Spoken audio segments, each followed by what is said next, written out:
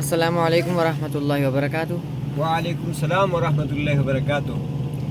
ابو یہ ابھی 14 اگست کا مہینہ شروع ہو گیا ہے، تو 14 اگست بھی قریب آ رہا ہے۔ آپ 14 اگست کے بارے میں کیا کہیں گے؟ بسم اللہ الرحمن الرحیم۔ بیٹا آج 5 اگست ہے اور ابھی جو ہے تقریباً 9 دن رہتے ہیں 14 اگست کے لیے۔ تو اس دوران میں اپنی قوم، پاکستانی عوام اور اس طرح جو ہے نا پاکستانی اداروں کے لیے وہی پیغام دوں گا جو اللہ نے اپنے شہر کے لیے دیے ہیں اور نبی علیہ الصلوۃ والسلام نے اپنے شہر کے لیے دیے ہیں۔ کنٹری کے حوالے سے اور اپنے مسکن کے حوالے سے بہت ساری احادیث ہیں اور قرآن مجید فرقان حمید کی آیتیں ہیں۔ دیکھیں کہ قرآن مجید فرقان حمید میں مکے کو اللہ پاک نے اپنا شہر قرار دیا ہے اور اس کی عظمت کو، اس کے مقام کو، اس کی شان و شوکت کو اللہ پاک نے قرآن مجید فرقان حمید میں بیان کیا ہے۔ بلکہ اپنے شہر کے بھی اللہ نے قسم بھی کھایا ہے، لا اقسم بهذا البلد وانت حل بهذا البلد۔ یہ اللہ نے قسم کھائی اپنے شہر کی۔ تو جس چیز کی اللہ نے قسم کھائی ہے اس کی عظمت پر دال ہوتی ہے یہ بات، یعنی اس کی عظمت معلوم ہوتی ہے اس در سے۔ تو اللہ پاک کا اپنے شہر کے قسم کھانے سے جو ہے یہی معلوم ہوتا ہے کہ اس شہر کے بڑا عظمت ہے۔ پھر اللہ سبحانہ و تعالیٰ نے اپنے شہر کے اندر، حرم کے اندر لڑائی جھگڑا تو ویسے بھی جو ہے کیا نام ہے گناہ کی چیز ہے، یہ تو کرنا بھی نہیں چاہیے، لیکن اس کو بطریق اولا یعنی سختی کے ساتھ ممانعت کیا اپنے شہر میں، خصوصی طور پر کہ وہاں اگر کوئی ایسا لڑائی جھگڑا کرے گا تو بنسبت دوسری جگہ کے وہاں پر دگنا گناہ ملے گا۔ اور اسی طرح فرمایا ولا فسوق ولا جدال فی الحج، کہ وہاں جھگڑا، گالی گلوچ، فسق فجور اس طرح کی کوئی چیز نہیں کرے گا، یعنی جو بھی کوئی وہاں پر گناہ کرے گا اس کا ڈبل گناہ ملے گا۔ اسی طرح جیسا اللہ سبحانہ و تعالیٰ نے جو ہے نا اپنے شہر کے گھاس پھوس کاٹنے کو بھی منع کر دیا کہ یہاں کے گھاس پھوس بھی کوئی نہیں کاٹ سکتا اور یہاں کا شکار بھی نہیں کوئی کر سکتا، یعنی شکار بھی یہاں کوئی نہیں کرے گا، اور اگر حاجی کر بھی دے تو اس کے بدلے میں وہ اس کا دم دے دے گا۔ سمجھ میں آیا جی؟ تو اللہ پاک نے، اور پھر وہاں جتنے بھی مکہ ہے نا، مکہ کے اندر جو راستے جو نا داخل ہوتے ہیں، جیسے جدہ سے جو آتا راستہ مکے میں داخل ہونے کے لیے، اسی طرح مدینہ سے جو راستہ آتا ہے ادھر داخل ہونے کے لیے، اور اسی طرح عراق سے جو راستہ آتا ہے، یہ جتنے بھی راستے آتے ہیں ان کے اوپر بڑے بڑے بورڈ لگے ہوئے ہیں، اور ان سارے بورڈوں کے اوپر یہ قرآنی آیات لکھے ہوئے ہیں کہ اس شہر کی عظمت ہے، یہ حرمت والا شہر ہے، عظمت والا شہر ہے، اللہ کا شہر ہے، یہاں ادب کے ساتھ داخل ہونا چاہیے اور ادب کے ساتھ نکلنا چاہیے۔ تو اللہ پاک نے اپنے ہی جس شہر کو اپنے لیے انتخاب کیا ہے، اللہ پاک نے جس شہر کو اپنے لیے انتخاب کیا ہے اس شہر کے بڑے فضائل اور بڑے آداب رکھے ہیں۔ تو اس کے علاوہ جب اس شہر میں حضرت ابراہیم علیہ السلام نے اپنی اولاد کو بسایا، حضرت ہاجرہ اور حضرت اسماعیل علیہ السلام کو جب وہاں پر چھوڑا اور خانہ کعبہ تعمیر کی، تو مقام ابراہیم سے ہٹ کر صفا اور مروہ اور ادھر خانہ کعبہ کے درمیان میں بیت اللہ کے درمیان میں بیٹھ کر یہ کعبہ کی طرف کر کے جو ہے نا یہ دعا مانگی ہے کہ حضرت ابراہیم علیہ السلام نے، اور بہت جامع قسم کی دعا مانگی ہے۔ اس دعا کے اندر بہت سارے مضامین ہیں، لیکن اب اس ویڈیو میں وہ سارے مضامین یہاں ذکر نہیں کیے جا سکتے ہیں، صرف یہ ہے کہ جو چند پوائنٹ جگہ ہیں جو اس سے مناسبت جو ہیں وہ میں آپ کو بتاؤں گا۔ یہ جو موضوع ہم نے چھیڑا ہے اس مناسبت سے جو باتیں ہیں وہ میں آپ کو بتاؤں گا۔ اور اس میں فرمایا ہے کہ وَإِذَا قَالَ إِبْرَاهِيمُ رَبِّ اجْعَلْ هَٰذَا بَلَدًا آمِنًا وَارْزُقْ أَهْلَهُ مِنَ الثَّمَرَاتِ، یعنی یہاں پر سب سے پہلے جو دعا مانگی ہے ابراہیم علیہ السلام نے، اب اس نے سمجھ گیا کہ یہ میرے بچوں کا مسکن بنے گا، یہ ہمارا شہر بنے گا اور میری اولادیں یہاں پر بسیں گی، آباد ہوں گی. تو اس نے کہا سب سے پہلے جو دعا مانگی، یا اللہ میرے اس شہر کو، یعنی یا اللہ اس شہر کو تو امن والا بنا دے. رب اجعل ھذا بلدا آمنا، اے میرے رب اس شہر کو امن والا بنا دینا. اور سب سے پہلے ترجیح اس نے امن کو دی ہے. ابھی آپ کے پاس بہت بڑا پیسہ ہے، سب کچھ ہے، لیکن یہ ہے کہ اگر امن نہیں ہے تو وہ پھر یہ ہے کہ آپ اس کو اپنے مرضی کے مطابق اس پیسے کو، اس انکم کو استعمال بھی نہیں کر سکتے ہیں اور کوئی فائدہ نہیں ہے اس انکم کا. لیکن یہ ہے کہ جب آپ کے شہر میں، آپ کے گھر میں امن ہوگا تو پھر یہ ہے کہ امن کے ساتھ آپ اپنی ساری سہولیات کو حاصل کر سکتے ہیں. تو کسی بھی شہر کے سب سے پہلا جو پوائنٹ وہ جو ہے نا وہ ہوتا ہے، نقطہ نظر ہوتا ہے، وہ سب سے پہلے امن ہے. تو امن کے لیے حضرت ابراہیم علیہ السلام نے دعا مانگ کر پوری دنیا کے لیے پیغام دیا کہ تم بھی اپنے شہروں کو پرامن بناؤ. اور اس کے بعد دوسری چیز جو ہے وہ معیشت ہے.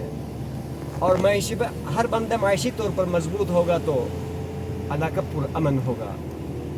اس لیے کہ کچھ لوگوں کے پاس پیسہ ہوگا اور کچھ کے پاس نہیں ہوگا، دیوالیہ ہوں گے، تو جو دیوالیہ ہے وہ جو ان کے پاس پیسہ ہے ان کی زندگی کو تنگ کر دیں گے، قتل و غارت پیسے کے لیے اور چوری ڈھاکے، اور جن کے پاس پیسے ہیں ان کا بھی جینا حرام ہو جائے گا. تو دوسری چیز جو انہوں نے جو ہے نا اس شہر کے لیے چاہا وہ معیشت، کہ معیشت کے لیے دعا کی کہ یا اللہ پوری دنیا میں جہاں کہیں سے بھی جو کچھ پکے گا اس کو کھینچ کے تو یہاں پر لے آئے. جبکہ وہاں پر جو ہے وہ بالکل سنگلاخ پہاڑ، ویرانے اور پتھریلی زمین، وہاں سے جو ہے 2-4 کھجوروں کے علاوہ اور کوئی بھی چیز نہیں پکتی.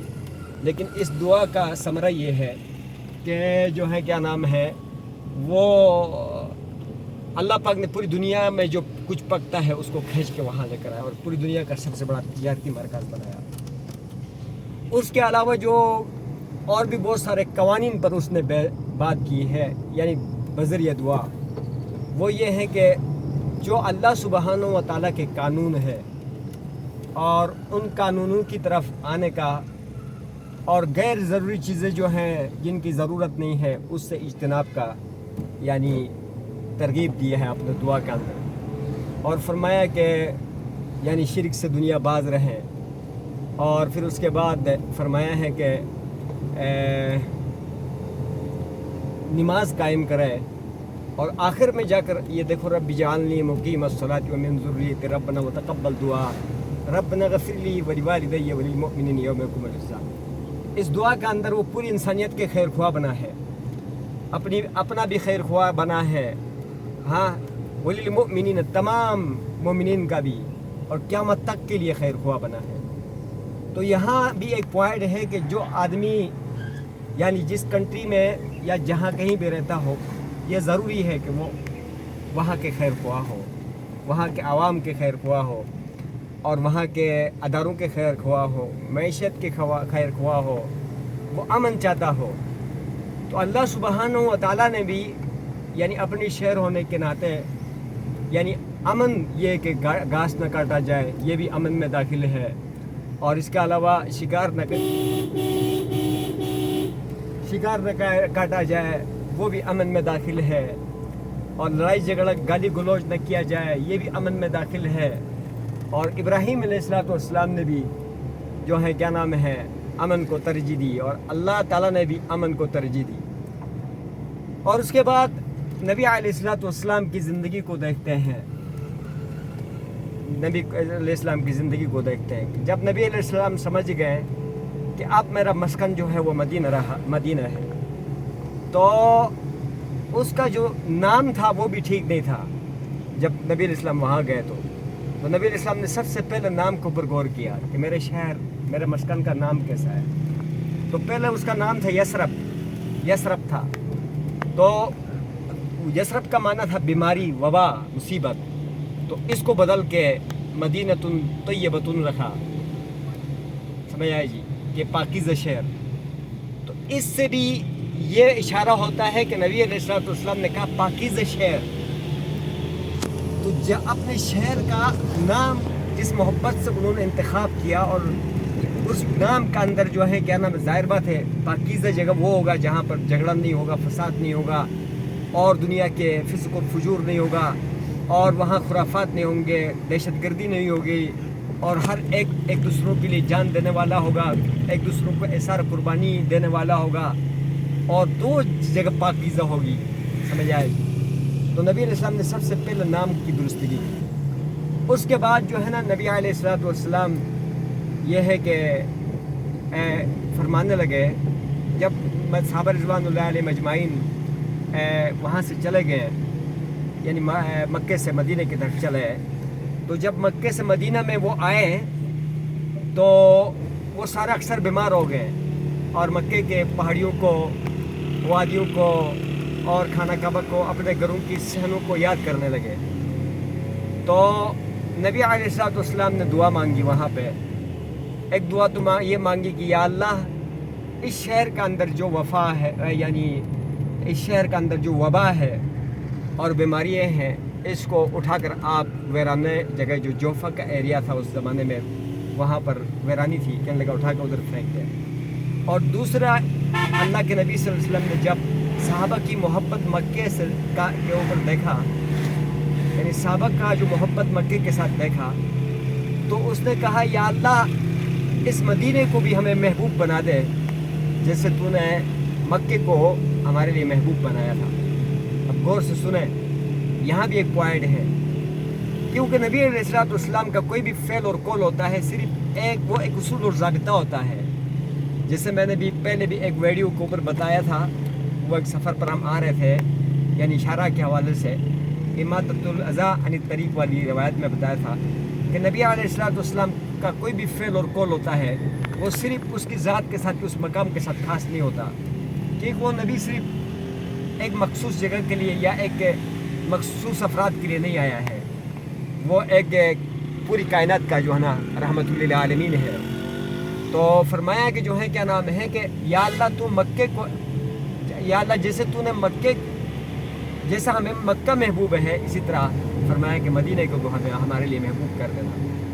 फिर इस दुआ की वजह से सहाबा रिज़वानुल्लाह अलैहिम अजमाइन, यानी मक्के में जो है क्या नाम है, सहाबा रिज़वानुल्लाह अलैहिम अजमाइन मक्के को बहुत महबूब समझते थे, और उनके दिल लग गया था, और ये वबाएँ शबाएँ सारी जो है क्या नाम है ख़त्म हो गई थी इस दुआ की वजह से। और तीसरी बात यह है कि नबी अलैहिस्सलाम ने मईशत की भी दुआ की है, अपने शहर की मईशत के लिए। फरमाया कि अल्लाहुम्मा बारिक लना फी सअना व मुद्दिना,